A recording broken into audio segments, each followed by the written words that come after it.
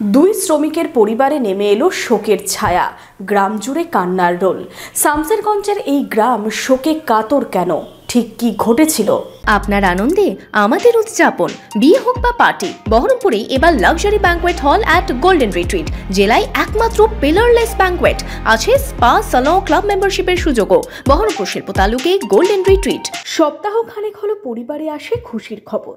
সন্তানের বাবা হয়েছিলেন রাজমিস্ত্রি ইয়াজদানি, কিন্তু ভাগ্যের পরিহাস, দুধের শিশু হলো বাবা হারা। রাজমিস্ত্রির কাজে গিয়েছিলেন ঝাড়খণ্ডের পাকুড়ে, কিন্তু সেখান থেকে আর বাড়ি ফেরা হলো না দুই শ্রমিকের। কাজ সেরে বাড়ি ফেরার পথে ভয়াবহ বাইক দুর্ঘটনার কবলে দুজন।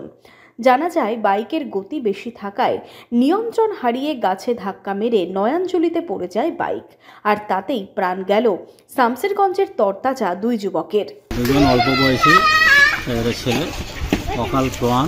তবে দুজনেই বিবাহিত। একজনের দুই ছেলে আছে।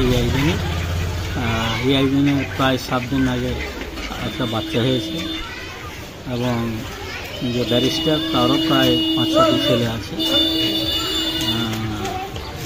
অকাল প্রাণের জন্য অত্যন্ত দুঃখিত, মর্মাহত গ্রামের ছেলে। মঙ্গলবার বিকেলের দুর্ঘটনা জানাজানি হতেই শোকের ছায়া নেমে আসে শামসেরগঞ্জের ভাষায় পাইকর পঞ্চায়েতের এলিজাবাদ চিলাইমারি গ্রামে। মৃতদের নাম মোহাম্মদ ইয়াজদানি এবং ব্যারিস্টার।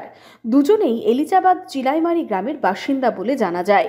দুজনের পরিবারে রয়েছে স্ত্রী, সন্তান, বৃদ্ধা মা, বাবা। তাদের অকালে চলে যাওয়া মেনে নিতে পারছে না পরিবার। কান্নায় ভেঙে পড়েছেন মৃতদের পরিবারের লোকজন। ওখানে গেছিল কাজে, ঘোরার পথে ওই অ্যাক্সিডেন্টটা ঘটে। অ্যাক্সিডেন্টটা কি করে যে ঘটলো আমরা বলতে পারছি না, আমরা দেখতেও পাইনি, আমরা কিছু জানি না। লোকমুখে শুনলাম, গেলাম, তার মধ্যে পুলিশে উঠিয়ে নিয়ে চলে গেছে, ওখানেই মারা গেছে। পাকুড় থানার পুলিশ দেহ ময়নাতদন্তের পর শামসেরগঞ্জ থানার পুলিশের হাতে তুলে দেবে। বুধবার সকাল থেকেই মৃত দুই পরিবারে গ্রামবাসীদের ভিড়, কান্নার রোল গ্রাম জুড়ে।